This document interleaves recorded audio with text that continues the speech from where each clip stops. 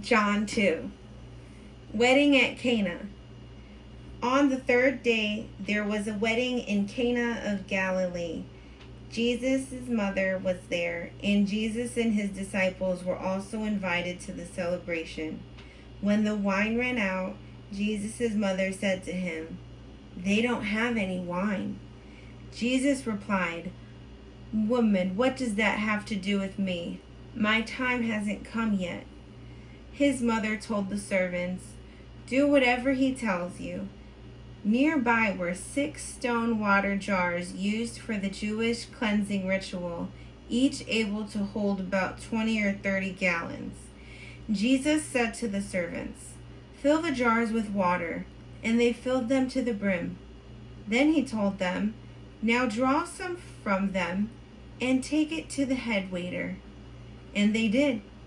The head waiter tested the water that had become wine.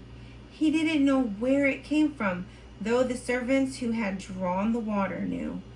The head waiter called the groom and said, "Everyone serves the good wine first. They bring out the second-rate wine only when the guests are drinking freely. You kept the good wine until now." This was the first miraculous sign that Jesus did in Cana of Galilee. He revealed his glory, and his disciples believed in him.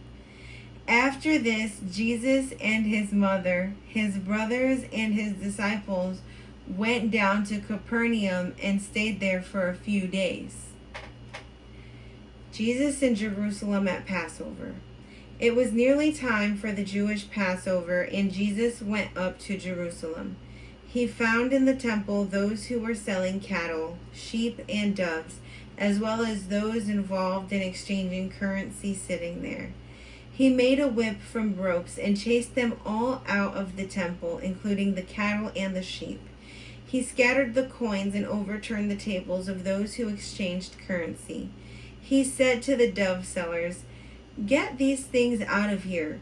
Don't make my Father's house a place of business." His disciples remembered that it is written, "Passion for your house consumes me." Then the Jewish leaders asked him, "By what authority are you doing these things? What miraculous signs will you show us?" Jesus answered, "Destroy this temple, and in 3 days I will raise it up." The Jewish leaders replied, "It took 46 years to build this temple, and you will raise it up in 3 days." But the temple Jesus was talking about was his body. After he was raised from the dead, his disciples remembered what he had said, and they believed the scripture and the word that Jesus had spoken.